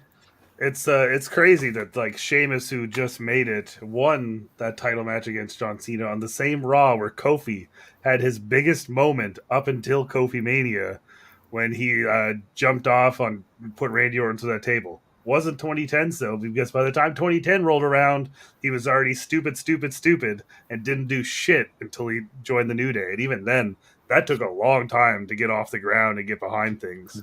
And yeah, they had a couple tag title reigns, and he finished off with Kofi Mania. But as Pez said, by the end of the year, he looked like a goof. So that's a no for me, dog. So here's a fun fact for you, Richie. The January 4th, 2010 Raw is the infamous match with Randy Orton where he botched it and then got jobbed out on the card. Stupid. For the rest of the thing. Yeah, stupid thing. So he starts out looking like a geek. And then literally October of 2019 is when he gets beat by Brock in 10 seconds. He ends the decade looking like a geek. Okay. Well, yeah, Sorry to say, but he looks like a geek on both ends of the decade, literally. And I will say, with like to Cass's point, when New Day started, I think the initial gimmick was they're supposed to be like Christian, sort of like almost like choir preachers and whatever, and the crowd immediately rejected it. Like, no, you're not baby faces. Yeah, no one gave a shit. We want our new nation, damn it. All right, so Kofi, unfortunately, is the first one that's going to get shot down here with the nose. We'll see what happens next. Jacob, you're going to try for that number 8 spot. What you got? Yeah, we mentioned Okada, and we kind of mentioned one of his best opponents, Kenny Omega. I think Kenny Omega deserves to be on the list. I think, I mean, outside those, he's just a great in-ring worker. I mean, I don't really have much to say. Like, if you want really good, solid in-ring matches, go find a Kenny Omega match, and you're gonna get it. Like that trilogy with Okada it's one of the best wrestling trilogies ever. So I think if we're gonna have Okada on the list, we gotta have his partner in there. Let's go Omega. Yeah, I mean, Omega was also on my list. I mean, albeit a little lower than Okada, but he's on my list. Just because also he did have all the Bullet Club stuff in New Japan, and that was a big deal. How many Bullet Club shirts did you see popping up at different events? You know, and that became kind of a big thing, even just from a merch standpoint. You know, to have something from Japan kind of catch fire merch wise, and yeah, those matches with Okada kind of really put some tension on. But I mean, I was a fan of him even in PWG and a lot of the stuff he was doing over when he did come over to the United States. So he'd be a little lower than somebody like Okada on my list. Like if we did the 12, he might be around that like 11 or 12 range, but I'll still give it a slight yes. JPO? No, I'm gonna give this one a yes. I'll probably even have it a little higher than Okada just because I was a little more glued to him than even Okada as far as like just promos, and the Bullet Club was a real kind of groundswell, getting Funko Pops, getting, into a Hot Topic. It was like a real movement. It was like the NWO DX for the first time in a long time here. Plus the stuff with Ring of Honor. So I think I just saw him more. I even saw him live because of Ring of Honor. And then, yeah, also too, like, because I was going to nominate him as well in the future. PWG champ, IWGP Junior Tag champ, 2-time Junior Heavyweight champion, IWGP IC, the US, won the heavyweight title over 220 days as heavyweight champion, and then also ending the decade in a really fun tag team title run with Hangman. A lot of people thought it was going to be a transitional team that ended up putting on really good matches every time they wrestled, and was another great AEW signing of like, okay, this company just got one of the biggest stars ever. Let's go. So it's a yes. And number 1 on the PWI 500 in 2018. Number 1. Yeah, and which is rare for a non-WWE. For a non-WWE, yeah, for sure. Mm-hmm. Chris? Yeah, he did start the decade with that PWG title after winning it in the 2009 Battle of Los Angeles. I believe he, had a couple matches in Ring of Honor too during that decade, which wasn't mentioned. I said that. I even said I saw him live. Did you? Oh, okay. He beat up a bear. Did we mention that? He had the match with the 9-year-old girl. Yeah, I know that was that the second? That 2011 that happened. Hey, he had a match with Bernard the Business Bear or something like that. I don't know. He was dressed as him because I was there for that. But yeah, no, that's a yes. You guys already covered most of it. It's a yes. Okay, Richie, what do you say about Omega? Yeah, I don't have much to add here. It's a yes. It's one of the best wrestlers I've ever seen, and yeah, he had great 2010s. I think he put himself on the map with the Okada trilogy. The first couple of Okada matches happened in 2010s, and I think he's amazing. So and definitely showed one of those other guys who showed what his worth was when because you forget that he was in Deep South Wrestling like in like what 2008 or something like 2006. 2006. So yeah, he definitely showed and definitely showed that like that WWE missed out on a big opportunity there. Like they didn't know what they had at the time. So yeah, definitely yes. All right, so Kenny Omega does make the list at number 8, and that was Barber's nomination. So it'll go to me. Yeah, I mean, we talked about him in the 2000s. I think he became an even bigger star in the 2010s. You got to go with Brock Lesnar. I think Brock Lesnar probably should be on this list. His return in 2012, pretty infamous, a pretty big moment when he came back, and F5 John Cena went on to basically feud with damn near everybody and was at the top of the mountain for most of the decade. Every time he was there with Paul Heyman, the multiple Universal title runs, very long Universal title runs, defended it against damn near everybody, and maybe the most arguably one of the most shocking moments of the decade, putting down The Undertaker at WrestleMania and ending the streak. I mean, that's a big deal, whether you agree with it or not. One of the biggest moments in pro wrestling history. So I'm going to nominate Brock Lesnar. JVO? It's a reluctant yes. Because I'm over Brock. Everything you just said, half the time didn't work for me here. The Undertaker thing seemed unnecessary at the end of the day. Killing Kofi, win the Money in the Bank. I don't know. A lot of the stuff Brock did kind of annoyed me here. The Ricochet match. So I'm just kind of over him, but he definitely did enough. And when he returned, it was pretty damn big. So it's a slight yes. All right, Chris. And he did end the decade as WWE champion after annihilating Kofi Kingston and embarrassing him, as we mentioned earlier. It's probably not the most embarrassing thing that happened to Kofi. Is what embarrassing that happened to him is those allegations that came out, but it's still a yes. Allegations don't matter. He did enough during this decade to get the yes. All right. Richie, what do you say about Brock? I was going to bring him up at some point. Yeah, when you end a legendary wrestling streak in a decade, you've got to I feel like you got to be on the list. But yeah, I think he's had some of the better matches of his career when he came back. I think even though I think he should have beaten John Cena initially when he came back, that match is still good. I remember him taking a gnarly. I remember him taking a gnarly fall when he went for I think he went for a diving clothesline. He got caught up on the ropes or something. That was gnarly. But yeah, it was a good match. And he's had some of the he matches well with the smaller guys, like the match with AJ Styles, the match with Daniel Bryan. The Finn Balor one's good too. Finn Balor's great. The match with Samoa Joe is awesome. That match is great. Yeah, the Great Ball of Fire match. Great Ball of Fire. Yeah, that was great. How about that Cain Velasquez match though? Oh, Jesus. Samoa Joe was great, and Ambrose Mania match. What a banger! Look, I know you don't like him, Dave Herbert's fine. Sometimes it's good to have a big meaty match too. Like the match he had, I think it was a triple threat match with Braun Strowman and Kane. I like that match. That was fun. So yes, definitely. I like Brock Lesnar. I know. Yeah, So he might come back here soon. Who knows? So I'll say yes. All right, Jacob, what do you say about Brock? Yeah, I'm gonna give it a yes. I think he did quite a bit during the decade. I popped for his return. I think he should have won that return match with John Cena, but that was 12 years ago now, so I'm over it.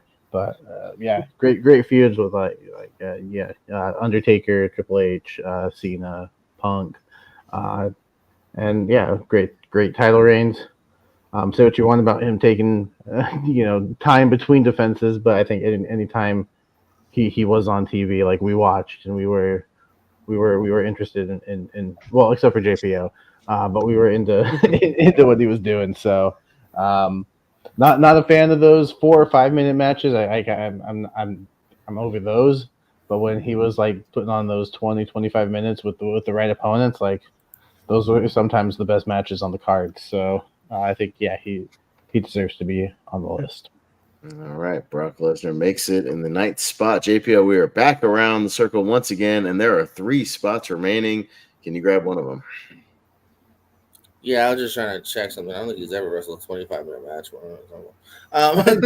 Stop trying to bury him and just do your pick. You mean in the 2010s? Yeah, I'm looking. I'm just saying everything's, you got a 17, the same 25. I'm like, he doesn't go 25, baby. He gets paid and gets the fuck out. My nominee, I think he should have been nominated a while ago, but we're kind of voting, I think, more from the heart. This is still from the heart. John Cena, I think, still absolutely deserves to be on the list. One of the top guys still in this decade here. 9 different times. This is 9 of his world heavyweight title reigns here. He also has the really fun and kind of interesting U.S. title reigns. This is 2 times as a U.S. champion here, the Open Invitational, helping get guys like Sami Zayn and Kevin Owens on TV. 2-time Chag champion, 4-time WrestleMania main eventer in this decade here. Series with The Rock, still money making and everything. So again, just one of the top merch guys, still having some great matches here, throwing stuff like unmentioned with AJ Styles, Bray Wyatt, etc. John Cena, still one of the top people of the decade. Got to be on here. All right, Chris, what do you say about John Cena?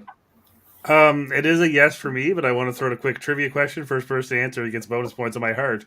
Who are those 2 of John Cena's tag title reigns with in the 2010s? Give it up to the Miz. I just looked it up. Oh, okay. He looked it up. That's okay. Yeah, what the fuck? No. Okay, now it's a no. No, it's a yes. It's a yes. Okay. You said not Jordan before you said go. Richie, yes or no to John Cena? It's a yes. I mean, like, I think it was it's him and there's another guy that is like very obvious that we just haven't mentioned yet. But you said his resume. I think it's a 2010s list out John Cena would be weird. So I'll say yes. All right, Jake, what do you say about John Cena? Yeah, I think he, arguably had some of the best matches of his career in this decade. Going back to that CM Punk match, the U.S. Open Challenge was fantastic. I think that was the highlight of Raw, for me at least, during that stretch. And one of my favorite matches of the decade was the Royal Rumble match with AJ Styles, where the 2 of them never left the ring. It was all between the ropes, and I think it's fantastic. I think he's done enough. He deserves to be on the list, so I'll give it a yes.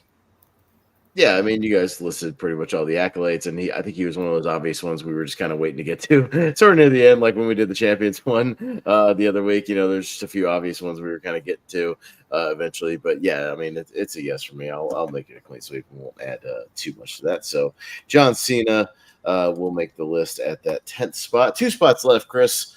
What you got? Who do I have left here? Oh God. Yeah, let's just go to his biggest opponent of that decade. Let's go with Randy Orton. Okay, now I'm gonna pick someone else. Who won numerous world titles, did hold a U.S. title in that in those years, couple tag title reigns, Royal Rumble win, Money in the Bank win, cashed in at SummerSlam and ruined Daniel Bryan's first WB title reign. Had his authority run, not the best there. But did do that sick RKO at WrestleMania 31.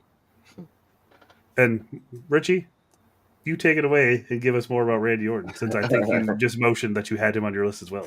Oh yeah, I did actually. I did, and I'm gonna pick someone out. But anyway, he won he won the WWE Championship. He started off the year. In 2011 he won it. Not started off the year. He won the WWE Championship with the Miz on Raw players in 2011, and I think he. And then did he? No. Miz beat him in 2010. Oh, okay. Yeah. Well, anyway, became the World Heavyweight Champion by defeating John Cena in 2013, and he won the Royal Rumble in 2017, and he also beat Bray Wyatt for the championship in 2017. That was the infamous one where he got a title shot after burning down his house, because that's what a reward. Well, he did it long before Hangman Page was burning people's houses down, so give him credit where He credit. got the title shot. He got the title shot because he won the Royal Rumble, Richie. He just was said a rebel. Not because he burnt the house down. He earned that. Oh, but that was also the first match where there was bugs on the canvas, which was fucking stupid. I was there live for that. And if they took away his title match, Also, shitty live. Should have. Yeah, but he still got rewarded for burning. He could have taken away his title match. He got rewarded for burning guys' house down. Just like when Moxley put a plastic bag over Daniel Bryan Danielson's head, and he's in a title match. But I know you earned it. But anyway, but Randy Orton's great. I think he really came into his own as just a great heel, menacing heel, and he's just one of the best workers sort of psychologically I've ever seen. Absolutely, yes. He'd probably be high up on my list when we do the ranking. All right, Jacob, what do you say about Randall Keith Orton? Well, I think Cass and Richie said it all. I think they kind of ran it down perfectly. I think he deserves to be on the list. Yeah, he great heel, great face. Either way, one of my it's not one of my favorite matches, but it's I feel like it's slightly underrated. Maybe I just like it more than most people, but it's the triple threat from WrestleMania 26 where it's him, DiBiase, and Rhodes. I think I like that match more than most, kind of kicking off the decade, breaking up Legacy, and then count the world title reigns, the Wyatt family stuff. I think he had quite a decade, so I think he should be here. Yeah, I'll give it a yes.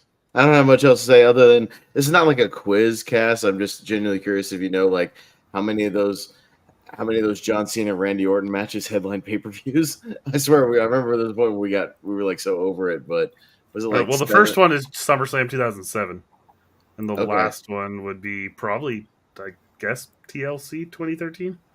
Yeah, I'm not even saying just 2010. I just mean in general. I remember there's a point where I was just like, "Hey, another John Cena Randy Orton match, yay!" And the last brother. Yeah, I was like, "Great, the 9th John Cena Randy Orton match." Anyways, JP, what do you say about Randy Orton? Yeah, no, this is another yes. No, definitely enough accomplishments here.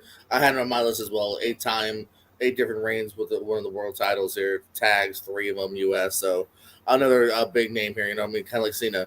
Breakouts in the 2000s, but again, continues to just be a huge part of the next decade as well. All right, so Randy Orton makes the list. There is one spot left. Richie, it is on you. Can you fill that last spot and get yeses? What do you got? I will try. I can only try. I'll try my best. But yeah. Look, you know what? I'm gonna see here. I'll look. All right, I'll pump for this. I will go. I'm gonna pump for Chris Jericho. It's like the 3rd time we've done Chris Jericho, but it just shows what the longevity he had.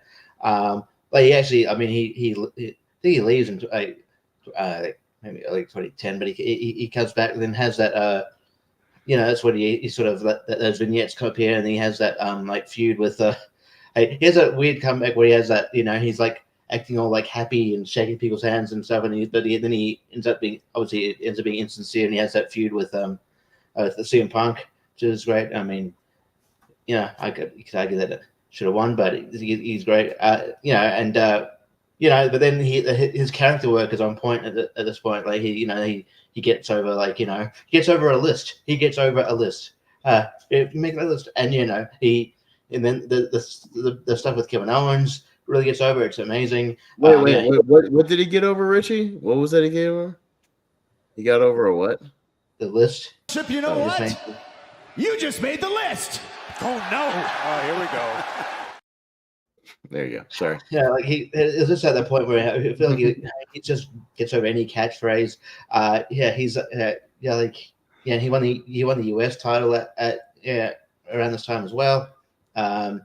yeah, it was just great. He still had really good matches, and then he would leave to go to AEW, where and which was a shock at the time. He thought he was a WWE lifer, and he'd become the he'd be really over there, and he'd become their first champion. And it still showed that he could go. So I'm gonna go Jericho.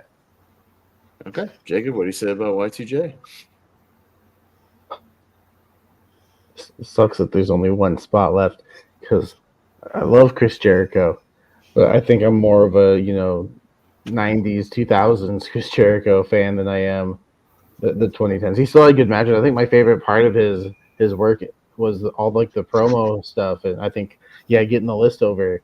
But I think as far as like the total package, like bringing it all together, like there's not that like one Chris Jericho match that's like sticking out to me, So I think that's kind of the deciding factor for me here, since there is only one spot. If there were a few more spots left, I'd be like, sure, why not? But since there's only that one spot left, I'm gonna give it a no.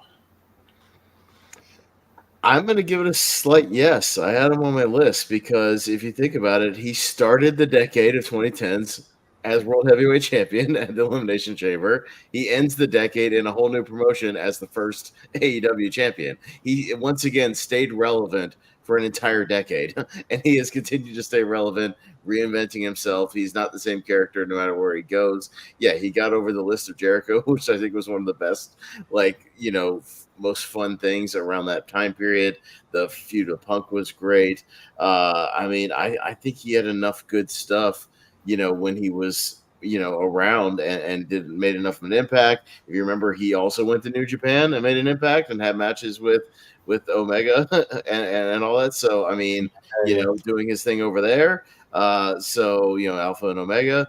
I'm going to say yes. JPO? Jacob Barber, you just made the list. This would have been my next nomination. So it's a yes for me, obviously. Pez kind of set it up already here. You start off the decade. He's World Heavyweight Champion here. 2-time U.S. Champion. Again, like I said with Kevin. Really fun stuff there between them being best friends, the breakup. Goes and win the IWGP Intercontinental title too. Even as doing New Japan stuff while he's still with WWE, which is like unprecedented. And wins the AEW World title, despite what you may or may not think of him right now. Le Champion, a little bit of the bubbly, like he was still super over at the beginning of AEW, putting on good matches here. First ever champion, the first real like bullet hole into like, okay, this company's for real. Like they got Jericho. Like Jericho even used to say in interviews, like, "Oh, I'll wrestle with WWE until I'm retired. Like I'm not going anywhere." And then like luckily this new company that had the right amount of money and exposure came along and get guys like a Jericho. And it wasn't for Jericho, I don't know if we have Moxley. I don't know if we have the continuation of AEW. So I think it's also kind of an important yes. So I would say yes to Jericho. All right, Chris, what do you say about Chris Jericho? I just think he kept leaving and coming too much in the middle part of that decades, and it would have been a slight no for me.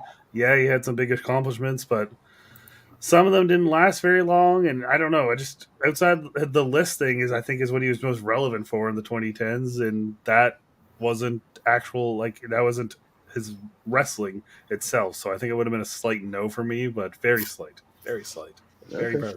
Well, a close one to end it, but 3 votes between Richie, myself, and JPO gets Jericho on the list. He does make the list at number 12, and he did make the list. So, yes, and that'll do it. That is 12 altogether. Since Richie was the last one to go, Jacob, who did you have any honorable mentions before we actually get to the rankings here? Yeah, I just had 3 that I was hoping would be brought up, or I would have had the chance to bring up. First is Shinsuke Nakamura. I think between New Japan and NXT, and even a little bit in WWE, I think he had an argument to be made. Finn Balor was another one. I think especially during that NXT's heyday, like he was at the forefront of that. And then say what you want about him, The Miz. I think The Miz is a great character, great promo, and I think he accomplished quite a bit through the decade as well. For me, the only other one I think that was kind of an obvious one we were dancing around, but nobody actually pulled the trigger on it. I mean, like it whether he got pushed or not. Roman Reigns, I mean, was a main guy. I mean, for a good chunk of the decade from the Shield, he was the breakout guy of the Shield.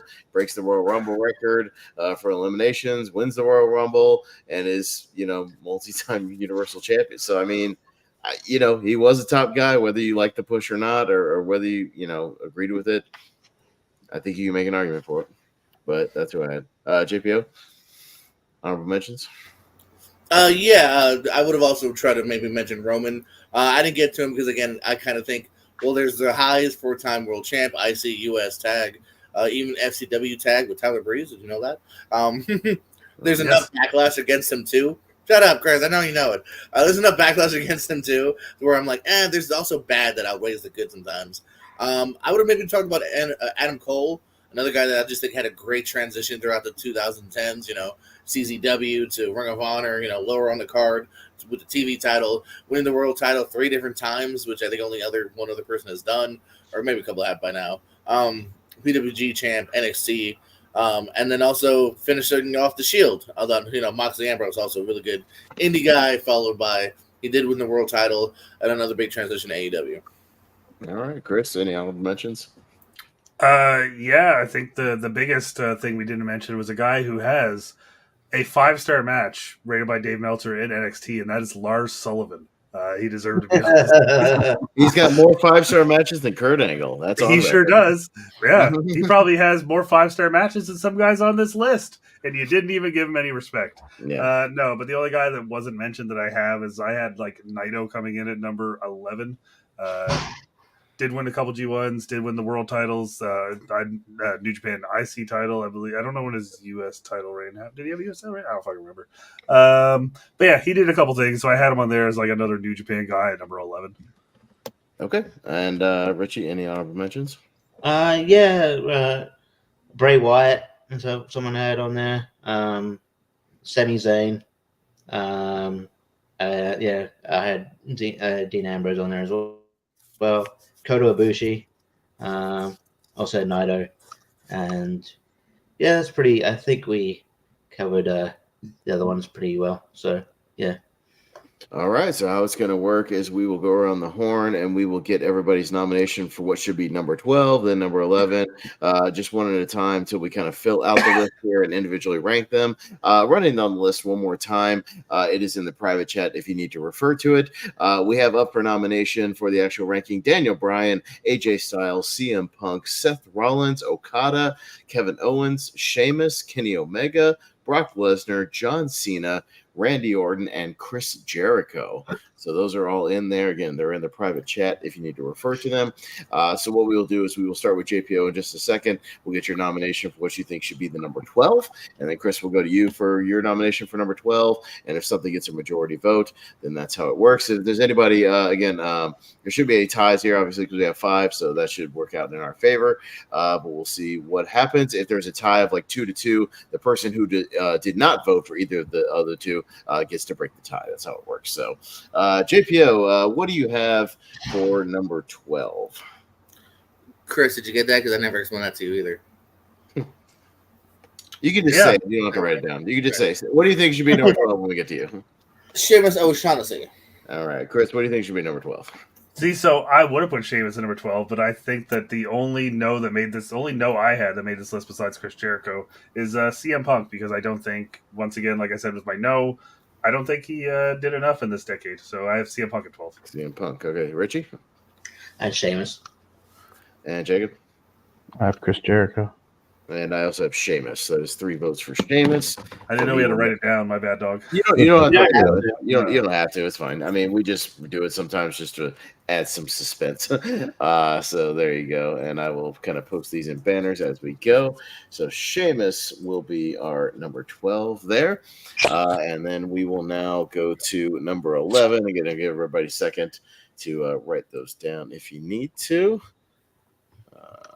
I like writing them down, Chris, because I was on an episode of Rankum one time, and I'm not going to say who it was, but he wasn't writing his vote down, but he would just go along with whoever else if the choice he wanted was getting more votes, and it was really irritating.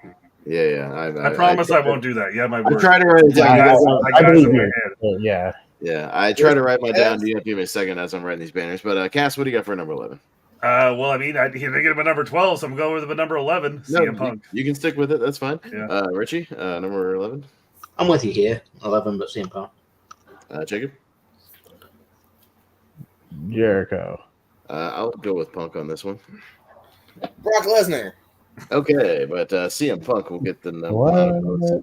to be number 11. Don't know about your board for a while, JP. I'm fine. All I like right. Big CM Punk at number 11. Again, let me mark this off my list and write something else down really quick here as I'm kind of running this. All right. Richie, if you are ready, number 10. I'm now. Jericho. Jericho? Jacob? Jericho. I had Omega. JPO? Rock and Cass. Jericho. Jericho with 3 votes takes number 10. All right, so Chris Jericho. And with that, we get into our Beyond the Top 10 here. Going to number 9. Give everybody a second to look over the list and make your pick for number 9. As I mark Chris Jericho off the majority list here. Whenever you're ready, Jacob. No rush, but whenever you're ready. Brock. Brock. I'll stick with Omega. JPO. Brock. Brock. Chris. Brock. Richie. No, I had Omega. Omega. All right. But Brock Lesnar at number 9 with 3 votes there. Okay. Brock Lesnar at number 9. There we go. And we are going to number 8. Shouldn't be a surprise. I'll just stick with Omega for this one. JPO. Okada. Cass. Kevin Owens. Richie. Omega. And Jacob. Omega. Omega gets 3 votes and goes to number 8. Kenny Omega. All right. There we have it at number 8. You guys, give me just a second to mark these off. So we have Brock on the list. We have Omega on the list. Let me make a pick.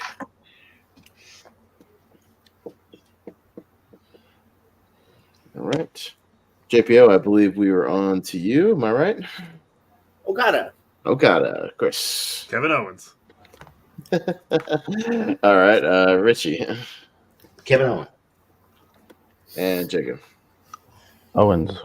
I also have Owens. So Kevin None of you are Owens. coming to Christmas never.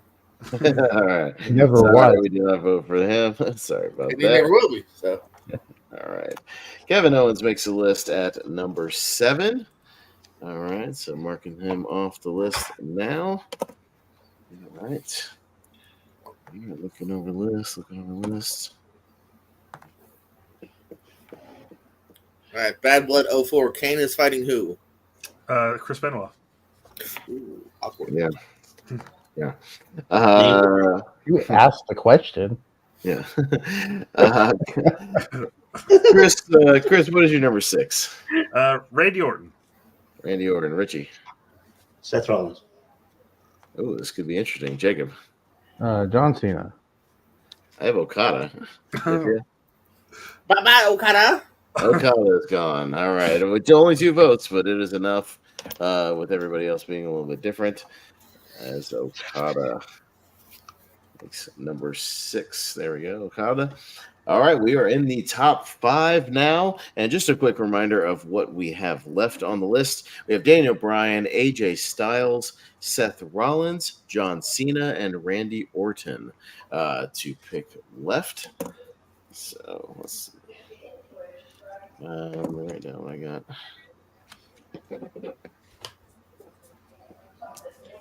All right. Daniel Bryan, AJ, Seth Rollins, John Cena, Randy Orton. Richie, we go to you. Seth Rollins. Rollins, Jacob. Cena. Just because he got hurt and didn't wrestle for back half of the decade. Daniel Bryan. JPU? Randy Orton. All right, and Chris? Randy Orton. All right, Randy Orton. You Takes number guys- 5. All right. All right. Randy Orton at number 5. Why do I keep rubbing it out when I'm just going to write it again? You should rub it out on stream, Richie. That's right. I know. I'm All sorry. right. All right. Welcome to After Dark. All right, Jacob, I believe you are up next. Am I right? Yeah, I'm gonna stick with Cena. I'm not gonna show it again. Okay, I'm gonna stick with Daniel Bryan. JPO. Yeah, Daniel Bryan. Okay, Cass. Cena. Okay, Richie. Rollins. Okay, well, we have a tie between Daniel Bryan and John Cena. Richie, you got to break the tie. Number 4, is it Daniel Bryan or John Cena? John Cena. John Cena. Okay, makes number 4. You're still invited to my Christmas dinner, Richie. Okay. Yay. Can I come? No, No. Richie already rubbed it out. All right. Out of the 3 remaining, we are going to number 3 here. We have Seth Rollins, Daniel Bryan, AJ Styles. I will stick with Daniel Bryan. JPO? Yes, Daniel Bryan. Chris Cass. Seth Rollins. Seth Rollins. Richie. The one time I pivot, AJ Styles. Rollins. Oh, we have a tie. So, Richie, we are back to you for the tiebreaker since you pivoted. So, is it going to be Daniel Bryan or AJ Styles at number 3? Rollins. Rollins. Oh, is it Rollins and Styles? I'm sorry. Or Rollins and Bryan? I'm sorry. Yeah, Rollins. Rollins. Gotcha. Okay, Rollins. Gotcha. All right. So, Seth Rollins. Okay, Seth Rollins. All right. Seth Rollins makes number 3. All right, we'll go to JPO first in just a second. Give you guys a second to think about this. And what we're doing, Cass, is we are now jumping to number 1 because 2 is irrelevant because you'll just know number 1 anyway. So you're voting for your number 1 out of between Daniel Bryan and AJ Styles. So who do you think is the number 1, Daniel Bryan or AJ? That is what we were jumping to. Give everybody a second to make your selection. Jump into number 1. Everybody ready? All right, JPO, AJ or Bryan?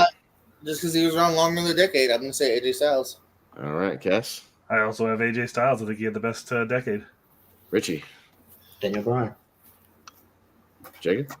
It hurts not to vote for Daniel Bryan, but yeah, he's got that break in there, so I want AJ Styles. Yeah, I have the same logic. AJ number 1. So AJ Styles is going to be number 1 of the 2010s. And he made our list, by the way, of the 2000s as well. Not as high, but he did make that list for anybody who watched that or wants to go back and see that. He might be in the 2020s when we get around to so far if we get around to that, maybe. Potentially. Maybe it's potential. We can do that as far as the best of the decades so far. We can definitely do it because you got a lot of new names in there that we could see. A lot of fresh people of the 2020s. He did main event to WrestleMania in the 2020s. Yeah. So, all right, and there we have it. So, running down the list, we have number 12, we have Sheamus. At number 11, we have CM Punk. At number 10, Chris Jericho. At number 9, we have Brock Lesnar. Number 8, Kenny Omega. Number 7, Kevin Owens. Number 6, Kazuchika Okada. At number 5, we have Randy Orton. At number 4, we have John Cena. At number 3, Seth Rollins. Again, could make the list of the 2020s as well. We'll talk about it. Number 2, Daniel Bryan, who could also make the list of the 2020s as well. You can make an argument. And at number 1 of at least the 2010s, we have the phenomenal one, AJ Styles. So that will do it, ladies and gentlemen, for Rankum of the 2010s. And yes, we'll come back and do 2020s to now. So, present day, we can do who are the best basically right now and who have been the best of this decade so far. And we can come back to that one more time. And then we can even go back later on. We can do tag teams. We can do women's wrestlers, whatever we want to do. Best wrestlers of the 1940s. That's right. We did 80s and before. So, yeah, if you wanted to argue for Luthez, I think we even talked about that, George Hackenschmidt, whatever you wanted to argue for. I think we talked about that. So, I don't think we went that far back. We did have Bruno Sammartino on the list, I believe, some of those guys. But, yeah, Jacob, you are the man with the plan. I am just the man for Rankum. We say we wrap it up. Yeah, we'll wrap it up. Anybody who's watching, let us know who some of your favorite wrestlers of the 2010s are. Let us know your Bad Blood predictions. Brian, I know you were in the chat. You let us know. So, yeah, we'll do some plugs and parting words, and we'll start with our guest, Chris Cass. Where can the people find you online? Follow me on X, CASS. You can add my new Facebook account because I'm just using it for promotional stuff and not personal stuff. Add Casty Christofferson on Facebook. It is actually me. It's not a bot, I swear. You can follow me on Instagram, Castiver, but the O is a 0 because someone took Castiver, you bastard. And then also follow my Twitch, twitch.tv/Castiver. CWT will still be happening on there, just very, very lightly, just because writing questions fucking sucks, dudes. But I'm also playing video games on there now, which is super fun. So do all that stuff, and I promise you'll have a great time. I just got back from TwitchCon, met a bunch of people, and I'm all hyped up to revamp my Twitch. Awesome, yeah. So follow him in all those places. Hell yeah, brother. Yeah, thank you for joining us, and on such short notice, it was fun to have you on. I'm like 6'3", dude. I'm not short. No, I mean, because he asked you like a few hours ago. Never mind. No, remember he's in the shark cage because he's with Enzo and his name's Cass. You get it? Yeah.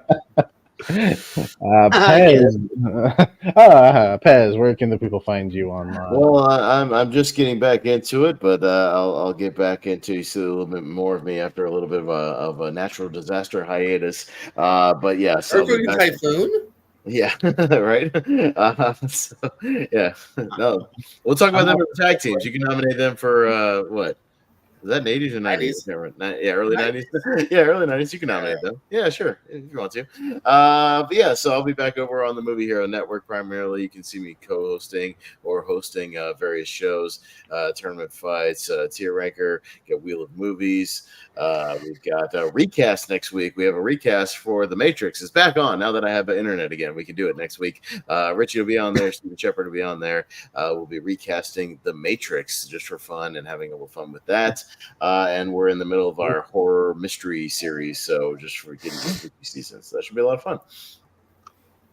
Awesome, yeah. Check all that out. Richie, where I will talk. Me and Richie will talk about Wheel of Movies. I don't know what the hell we're doing. 2 people died during this week, and now we got to pivot again because 2 people died with movies on the list. I don't know what the hell to do anymore. I mean, stop dying, people. Knock it off.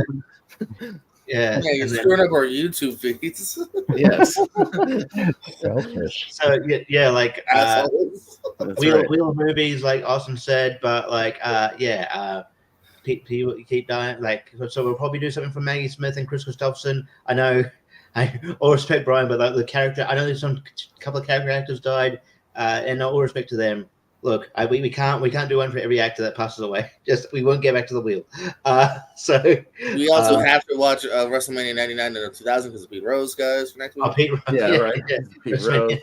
Yeah. Didn't we talk about? We talked about WrestleMania 14. We did a WrestleMania 14 retro review with Pete Rose. We did. We talked about that. that. Counts. Go watch that.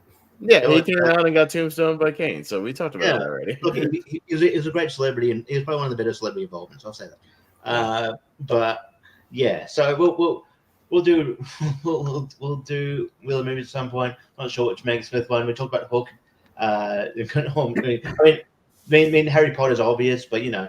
I don't want to watch Harry Potter. I can talk about it all day. And then I think Blade's on one of them for Chris Christopherson. So maybe that, or I don't know if the Star is Born's on the list, but we'll talk about that. And yeah, like as mentioned, the Matrix recast on there. It'll be another other trivia spaces. I think I've got a matchup coming with versing Malcolm, my partner in Why We Love Horror, and I'm actually versing him, so that should be fun. So yeah, doing that in the next couple of weeks. So check that out, and I'll be on. I pop up on JPO's channel here.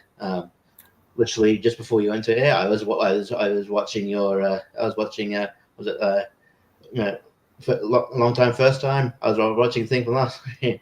So yeah. So I think I might pop into that eventually when I've actually when I stop doing the temptation of watching stuff I've already seen, and then so Once I watch something for the first time, I will pop in there. But I'm all around the place basically. All right. I will not pop in there, but not because I don't want to, but because you do it while I'm still at work. Oh. But other than that show, JPO, what else do you got going on? Yeah, guys, you can find me over at the Pierce Co. We do lots of movie trivia, including, Bad Blood actually starts on Friday at 8 o'clock when Chris Diaz fights Brian Nussbaum in the one-on-one everyone's been clamoring for. So, Is it in wrestling trivia? No. I should trick him and be like, all right, I love how you put out that thing for the one-on-one challenge series or whatever, and every single one was Chris Diaz challenging Brian Nussbaum or vice versa. So is it just going to be a series of them doing, 80 matches in a row? One and done. Best of Not 95 years. Fight forever. It's not Andrade and whoever who's fighting Carmelo on SmackDown. It is a one-off. Yeah. You can hit me up in 6 months. We'll do it again in 6 months. Let's see. I'll tape in a lot of stuff tomorrow, actually. Multiplex. I'll be fighting Adelaide. Adelaide going down. We got the trios match with me, Dylan, and Amaru are in a trio protection neck. We're going to win that tournament here. So we'll look forward to that. We're going to beat Brian Michaels and whoever his loser partners are. So look forward to them on Multiplex in the next few weeks. Other stuff on Pierce Go, we said Thursdays at 8, long time, first time, where we it's a call-in show. If you're free Thursday at 8, you saw a movie recently, not a new movie, an old movie, or a newish movie, but nothing like brand new, come in, join us here. Pierce Wrestling as well. We're going to try to get that finals going, baby. Me and Pez going to win it all.